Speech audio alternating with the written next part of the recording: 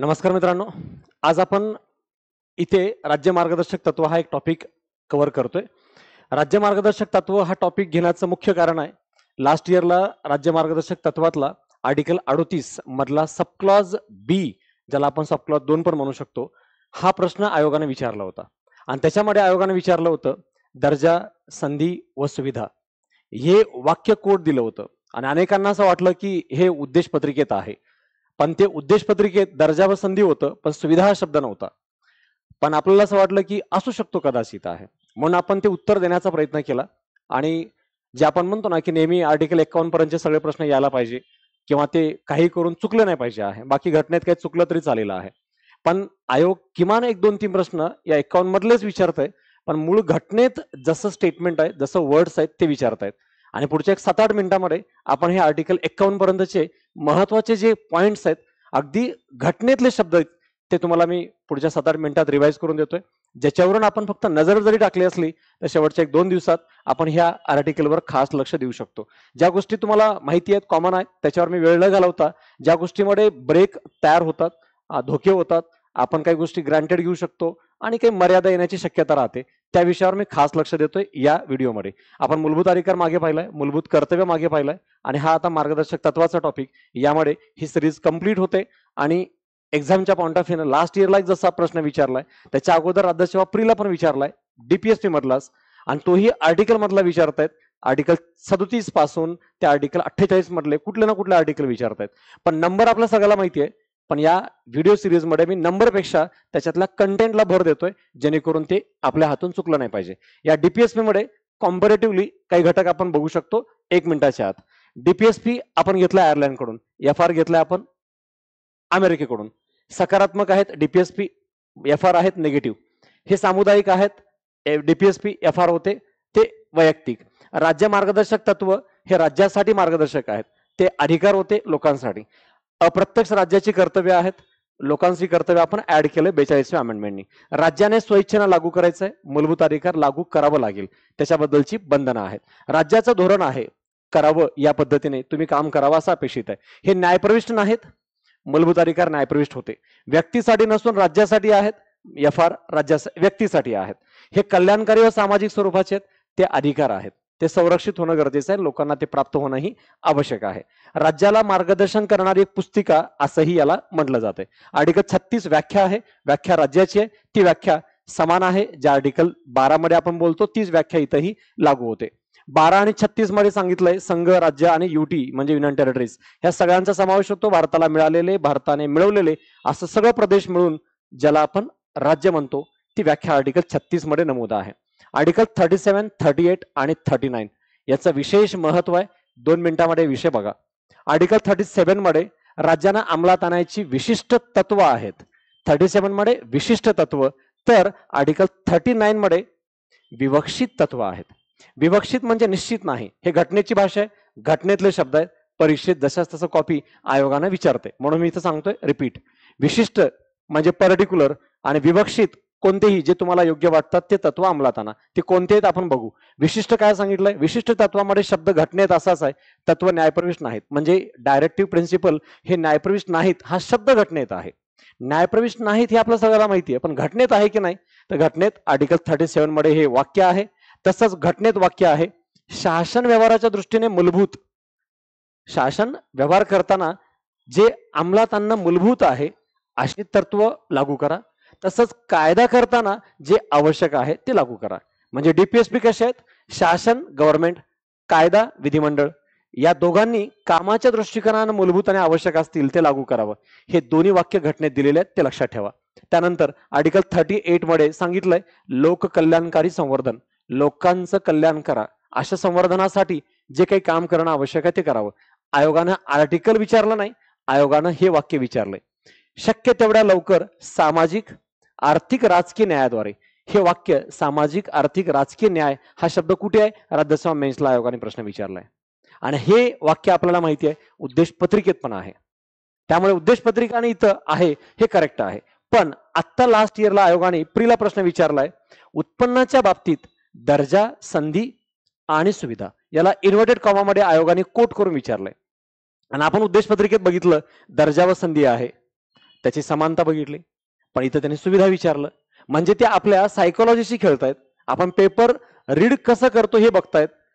समजलंय का नाहीच, समजलंय का नाही हे बघतच नाहीयेत. ते तर पच्या पलीकडली गोष्ट आहे. म्हणजे आपण आयोगाच्या पहिल्या टप्प्यामध्येच ट्रॅपमध्ये पकडले जातोय की आपण वाचत पण नाही व्यवस्थित, ह्याचा पुरावा मिळतो.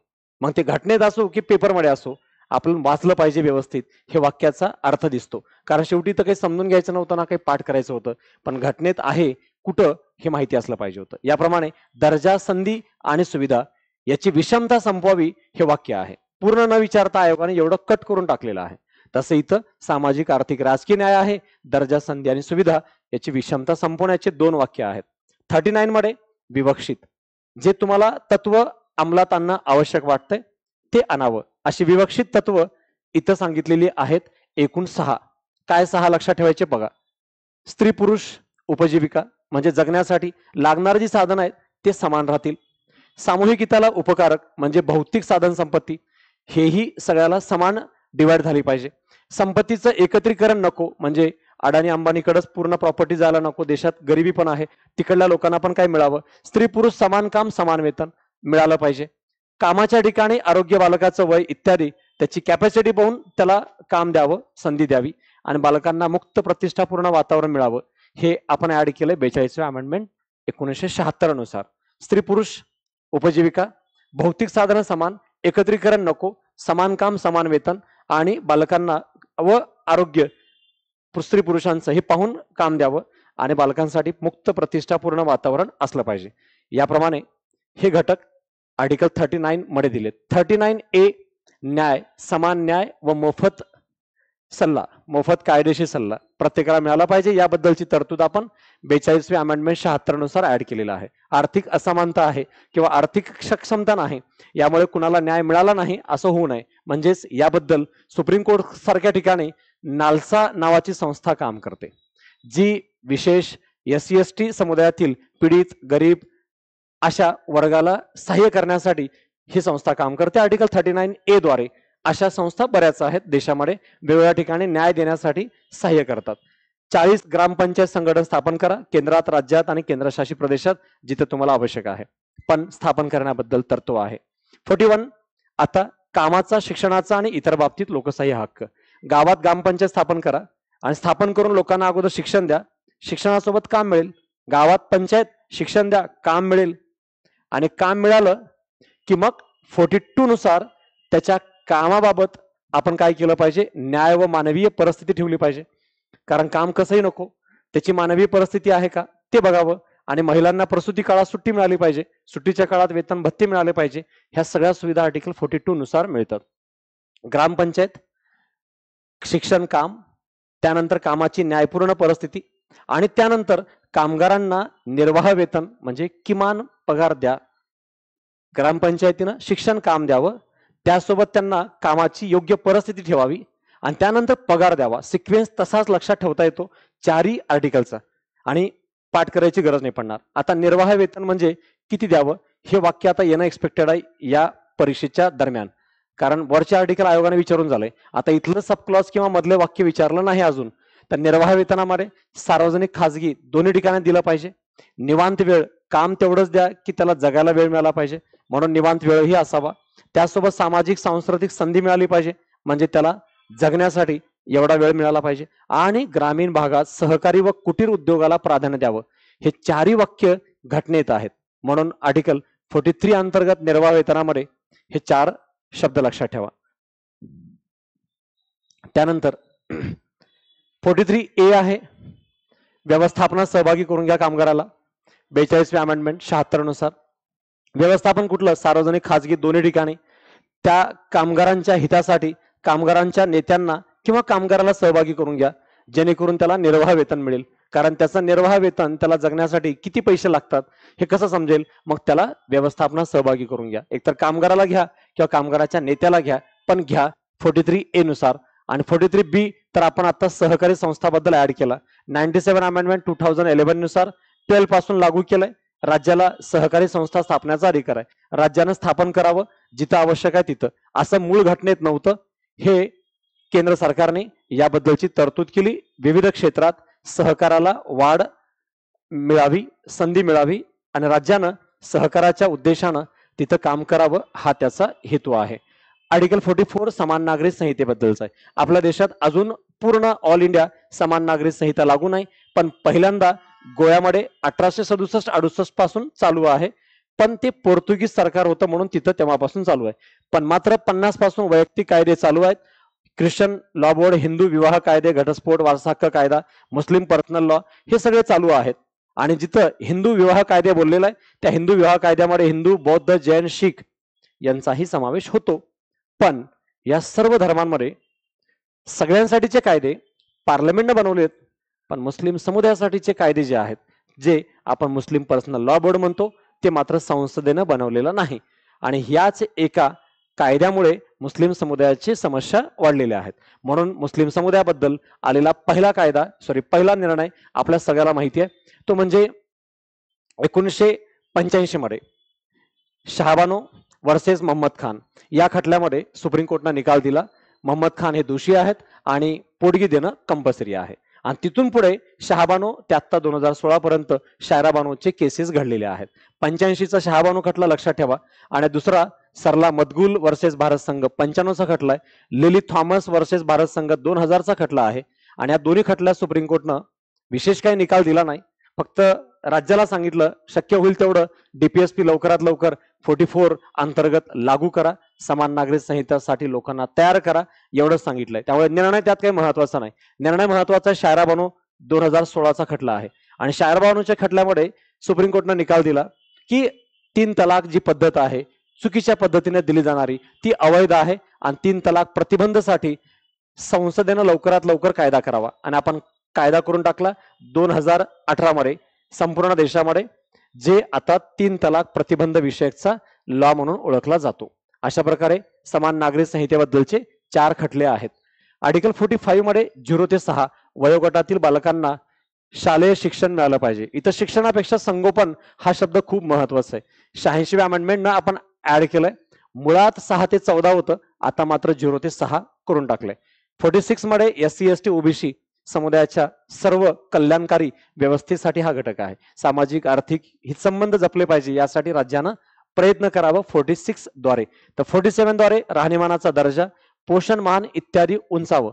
मग आपल्या देशातील लोकांचा राहणीमान आणि पोषणमान उंचायचं आहे, तर यासाठी तुम्ही काय केलं पाहिजे, आरोग्याला धोका असलेले अंमली पदार्थ बंद केले पाहिजे. मग त्याच्यात दारू आणि इतर अफू, गांजा हे सगळं ड्रग्स बंद आहे. फक्त औषधी वापरासाठी जे आहे ते सोडून बाकी सगळं बंद आहे. म्हणून अनेक राज्यात महाराष्ट्रासह गुटखा बंदी आहे, दारू बंदी आहे. हे कायदे त्याचा एक भाग आहे, पण बंदी आहे नावालाच असली तरी ती बंदी आहे कायद्याने, हे महत्वाचं आहे. आर्टिकल 48 कृषी संवर्धन, पशुसंवर्धन याची सुसूत्रता लावा. राहणीमान आणि पोषण उंचावायचंय. कधी उंचावेल? जर शेती चांगली असेल तर. कारण पोषण आहार कुठून मिळेल? शेतीतून मिळेल. मग शेतीसाठी काय करायला पाहिजे? एकतर आधुनिक शेती करायला पाहिजे, तंत्रज्ञानावर आधारित पाहिजे, कृषी पशुसंवर्धनचं संरक्षण झालं पाहिजे, आणि गाय, वासरे, दुभती जनावरं आणि जुंपण्यात येणारी गुरं यांचं जतन झालं पाहिजे. हे 4ही वाक्य घटनेत आहेत. हे मी उदाहरण म्हणून आर्टिकल 48चं नाही टाकलेलं आहे, हे घटनेत शब्द आहेत. आणि आर्टिकल 38 मध्ये जसं आयोगाने घटनेतलं काय आहे विचारलंय, तसं हे आता 2-3 आर्टिकल जे आपण बघतोय हे एक्झामला येणं एक्सपेक्टेड आहे. आर्टिकल 48 अंतर्गत आधुनिक शेती, तंत्रज्ञान, कृषी पशुसंवर्धन, गाय, वासरे, दुभती जनावरं यांचं संरक्षण करा. जे आता आपण बघतोय गोहत्या प्रतिबंधक कायदा, हे आर्टिकल 48चं महत्वाचं उदाहरण आहे. 48A पर्यावरण, वन्यजीव, वनस्पती संरक्षण करा. पोषण आहार पाहिजे, शेती संरक्षित करा. शेती संरक्षित करायची आहे, पर्यावरण संरक्षण करावं लागेल. आणि यासाठी आपण घटनेत तरतूद केली 42वी अमेंडमेंट 76 नुसार. आणि यासाठी कायदा केला 86 मध्ये पर्यावरण संरक्षण अधिनियम 1986चा कायदा याला अनुसरून लागू केलेला आहे. 49 मध्ये राष्ट्रीय स्मारक, ऐतिहासिक इमारती यांचं संरक्षण करा. राष्ट्रीय आंतरराष्ट्रीय पातळीवर याला सहाय्य मिळेल, अनुदान मिळेल. राज्यानं, केंद्रानं याला अनुसरून संरक्षित भूमिका कार्य पार पाडावं.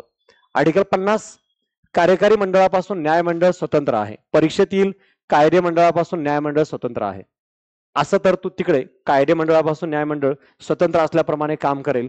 हे 121 आणि 122 आर्टिकल मध्ये आहे. तिकडे त्यांच्याबद्दलची भूमिका स्वतंत्र आहे, पण इथं मात्र काय कार्यकारी मंडळाबद्दल आहे. म्हणून कार्यकारी मंडळापासून न्यायमंडळ स्वतंत्र राहील हे लक्षात ठेवा.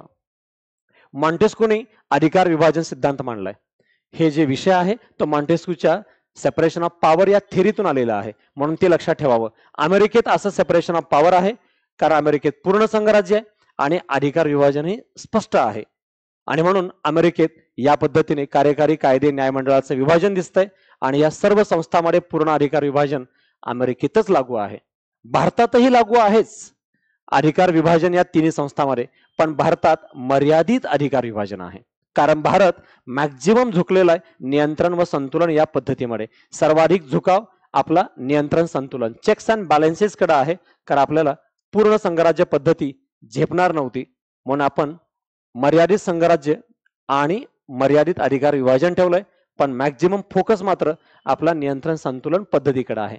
लास्ट आर्टिकल 51 आंतरराष्ट्रीय शांतता व सहकार्य या दृष्टिकोनातून घटनेतच आपण स्वतःहून टाकलंय जगातल्या अपवाद देशापैकी एक भारत, ज्यांच्या घटनेत स्वतःहून ते शांतता व सहकार्यासाठी तरतूद केलेली आहे, आणि या तरतुदीप्रमाणे घटनेतच हे चारही वाक्य आहेत आर्टिकल 51 अंतर्गत. आपल्याला 51 माहिती असतो शांतता व सहकार्यासाठी, पण हे 4 वाक्य माहिती पाहिजे. काय आहेत?